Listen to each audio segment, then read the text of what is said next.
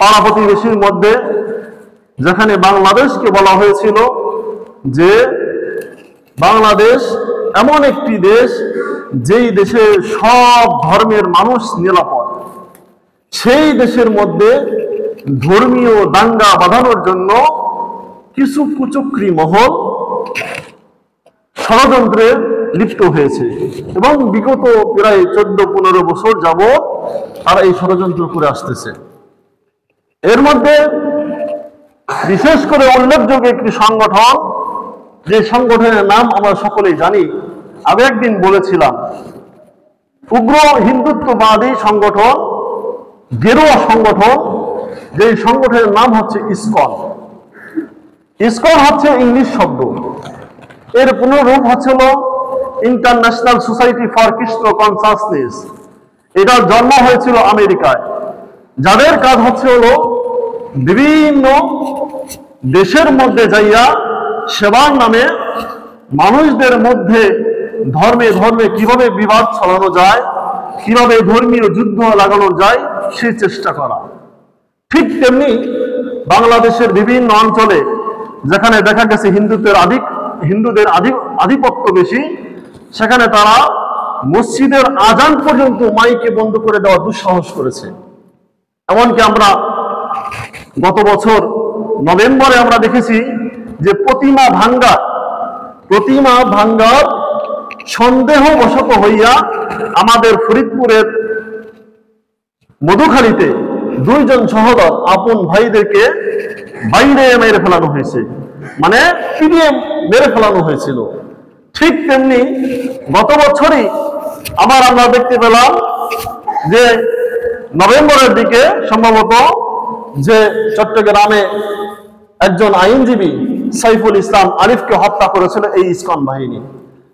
আপনারা একটু চিন্তা করুন যে যেখানে আমরা 92% মুসলমান বসবাস করি, সেখানে 4 থেকে 5% হিন্দু বসবাস করে, তাদের মধ্যে থেকে একটি সংগঠন যারা আমাদের ভাইদেরকে পিটিয়ে মেরে ফেলতেছে, অথচ আমরা মুখ বুঝে আমরা দেখতেছি, কোনো ধরনের কোনো প্রতিবাদ আমরা করতেছি না। আর যারা প্রতিবাদ করে তাদেরকে আমরা বলি যে না, প্রতিবাদ করা দরকার না, ধর্মীয় সম্প্রীতি নষ্ট হবে, এটা হবে সেটা হবে, এগুলো আমি বলতেছি। তো এই ইসকন শুধুমাত্র যে মুসলমানদেরকে টার্গেট করে মারতেছে তা না, এদের নানান ধরনের ফিতনা আছে। যেমন আমরা যেহেতু অনলাইন সোশ্যাল মিডিয়ায় অ্যাক্টিভ থাকি, এজন্য আমরা বিভিন্ন ফিতনা সম্পর্কে আমরা জানি, সারা দেশের নেটওয়ার্ক, কিন্তু আপনারা মুরব্বীরা যেহেতু থাকেন না, এগুলো জানতে পারেন না। এই ইসকনের সদস্যরা কি করে, ওরা বর্তমানে মুসলিম নারীদেরকে টার্গেট করে, মুসলিম মেয়েদেরকে টার্গেট করে, যারা কলেজে পড়ে, হাই স্কুলে পড়ে, তাদেরকে টার্গেট করে প্রেমের ফাঁদে ফেলায়। প্রেমের ফাঁদে ফেলাইয়া ওরা ওই মুসলিম নারীদেরকে বোঝায়, তুমি যদি আমার সাথে সম্পর্ক করো, আমি ইসলাম ধর্ম গ্রহণ করব, আর ইসলাম ধর্ম গ্রহণ করে তোমাকে বিয়ে করব। এই ধরনের নানান ধরনের কৌশলে তাকে গুলিয়ে ভালিয়ে তার মতো করে এবার তাকে ধর্ষণ করে এই ভিডিওগুলো তারা সামাজিক যোগাযোগ মাধ্যমে ছড়িয়ে দেওয়ার ভয় দেখিয়ে এই সমস্ত নারীদেরকে ইসলাম থেকে খারেজ করে হিন্দু বানায়, এমনকি ভারতে পর্যন্ত পাচার করে। 2015 সালের রিপোর্ট অনুযায়ী ইউডিএফ নামের একটা প্রতিবেদনে দেখা গেছে যে বাংলাদেশ থেকে 3 লক্ষের অধিক মুসলিম নারীকে এই ভারতের পথে পাচার করা হয়েছে, যারা ভারতের মধ্যে আটকা আছে, বাংলাদেশেও আসতে পারতেছে না, বা ওই দেশে ভালো কোনো কর্ম করে খাইতে পারতেছে না। তারা কি হয়ে গেছে, তারা ওই দেশের যৌন দাসী হয়ে গেছে। এইভাবে নানান ধরনের ফিতনা আমাদের মুসলিম নারীদেরকে আঁকড়ে ধরেছে। এই জন্য আমাদের সজাগ দৃষ্টি রাখতে হবে। আমার বোন, আমার মেয়ে কার সাথে চলাফেরা করতেছে, তার কোনো এমন ফ্রেন্ড আছে কিনা যে এই ফ্রেন্ড তাকে এই ফিতনার মধ্যে ফেলে দিতেছে। দেখুন ওরা কত বড় ষড়যন্ত্র বিস্তার করতেছে। ওরা প্রথমে প্রেমের ফাঁদে ফেলতেছে, তারপর কি বলতেছে যে আমি ইসলাম ধর্ম গ্রহণ করব। তখন আমাদের এই সরলমালা মুসলিম নারী বোনটা ওরা মনে করে কি যে আমার কারণে যদি একটা ছেলে মুসলমান হয় তাহলে তো আমি অনেক সৌভাগ্যবান। ওরা এটা মনে করে, সবের কাজ মনে করে, আমার কারণে যদি একটা ছেলে মুসলমান হয়, হিন্দু থেকে মুসলমান হয়, তো ভালোই। এই জন্য হচ্ছে ওরা এই ফাঁদে পা দেয়। এই জন্য আমাদের বোনদেরকে সতর্ক করার দায়িত্ব আমাদের। এই জন্য আমরা যারা মুসলিম যুবক আছি, আমরা সতর্ক থাকব। আমরা বিধর্মী কোনো বন্ধু বানাবো না। আমাদের বন্ধু থাকবে মুসলিম বন্ধু। আমি যেহেতু মুমিন, আমি যেহেতু মুসলমান, আমার বন্ধুও থাকবে মুসলিম। আমি কখনো বিধর্মীদেরকে বন্ধু বানাবো না। ঠিক তেমনি বন্ধুদের মধ্যে অনুরোধ যে তারা যেন তাদের কোনো বান্ধবী অমুসলিম কোনো বান্ধবী না হয়। কারণ কারণ আল্লাহ পাক রব্বুল আলামিন এ ব্যাপারে কঠিন থেকে কঠিন ভাষায় আল্লাহ পাক রব্বুল আলামিন এ ব্যাপারে বক্তব্য দিয়েছেন। আল্লাহ পাক রব্বুল আলামিন বলছেন কোরআনে পাকের মধ্যে, আল্লাহ পাক রব্বুল আলামিন কোরআনে পাকের সূরা আল ইমরানের মধ্যে 28 নম্বর আয়াতের মধ্যে আল্লাহ পাক রব্বুল আলামিন বলেন, লা ইয়াত্তাখিযুল মুমিনুনাল কাফিরিনা আউলিয়া মিন দুনিল মুমিনিন ওয়া মান ইয়াফআল যালিকা ফালাইসা মিনাল্লাহি ফি শাই'in। আল্লাহ পাক রব্বুল আলামিন বলেন, মুমিনরা যেন মুমিনদের বাদ দিয়ে কাফেরদেরকে বন্ধু হিসেবে কখনোই গ্রহণ না করে। আর যারা এমন কাজ করে, অতএব মুমিনদের বাদ দিয়ে কাফেরদের সাথে বন্ধুত্ব স্থাপন করে, তাদের সাথে আল্লাহ পাক রব্বুল আলামিনের কোনো ধরনের কোনো সম্পর্ক থাকে না। এখানে আল্লাহ পাক রব্বুল আলামিন কঠোরভাবে ধমক দিয়েছে যে খবরদার, মুমিন যারা তারা যেন কখনোই মুমিনদেরকে বাদ দিয়ে, মুসলমানদেরকে বাদ দিয়ে কোনো অমুসলিমকে, কোনো মুশরিককে, কোনো কাফেরকে বন্ধু হিসেবে গ্রহণ না করে। এই জন্য আমাদের সতর্ক থাকতে হবে, কখনোই যেন আমরা বন্ধু হিসেবে গ্রহণ না করি। এরপরে অন্য এক সূরা, সূরা আল মাইদার 51 নম্বর আয়াতে আল্লাহ পাক রব্বুল আলামিন স্পষ্ট করে বলতেছেন, ইয়া আইয়ুহাল্লাযীনা আমানু লা তাত্তাখিযুল ইয়াহুদা ওয়ান নাসারা আউলিয়া বা'দুহুম আউলিয়া বা'দ ওয়া মান ইয়াতাওয়াল্লাহুম মিনকুম ফাইন্নাহু মিনহুম।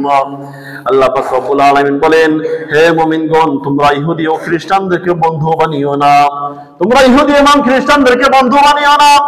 তারা পরস্পরের বন্ধু। তোমাদের মধ্যে যে তাদেরকে বন্ধু বানাবে সে নিশ্চয়ই তাদেরই একজন হয়ে যাবে। আল্লাহ পাক এখানে কি বললেন, যে যদি তোমরা তাদেরকে বন্ধু বানাও তাহলে তোমরা তাদেরই একজন হয়ে যাবে। অতএব তোমরা ইসলাম থেকে খারেজ হয়ে যাবে। তারা তোমাকে এমন ট্র্যাপের মধ্যে ফেলাবে যে তোমরা তাদেরই একজন হতে বাধ্য হবে।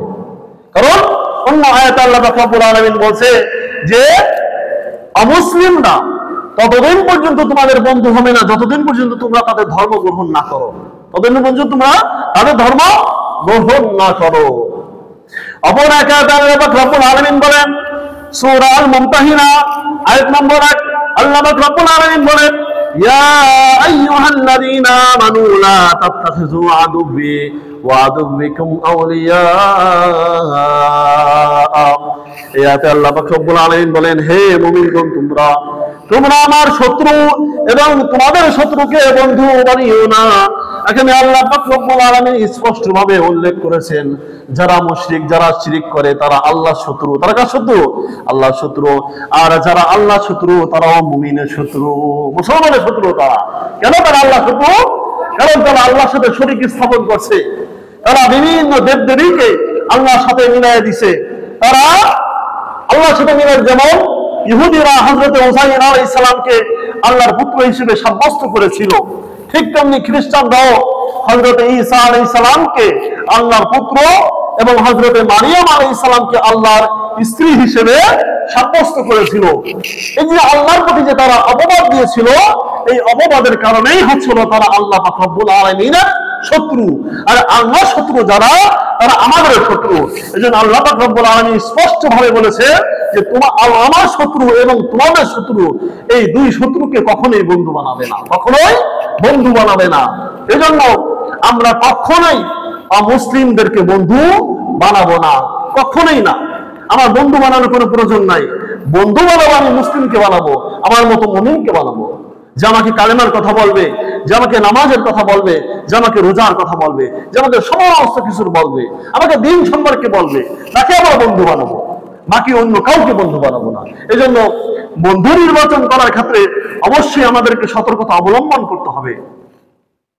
এই ব্যাপারে বিশ্বনবী হযরত মুহাম্মদ রাসূলুল্লাহ সাল্লাল্লাহু আলাইহি ওয়াসাল্লাম হাদিসের ভিতরে বুখারী শরীফের 6168 নম্বর হাদিস এবং মুসলিম শরীফের 2640 নম্বর হাদিসে বিশ্বনবী সাল্লাল্লাহু আলাইহি ওয়াসাল্লাম ইরশাদ করেছেন, আল মারু মা'a মান আহাব্বা, মানুষ যার সাথে ভালোবাসা রাখে কিয়ামতের দিন আল্লাহ পাক রব্বুল আলামিন ঠিক তার সাথে কিয়ামতের ময়দানে উঠাবে।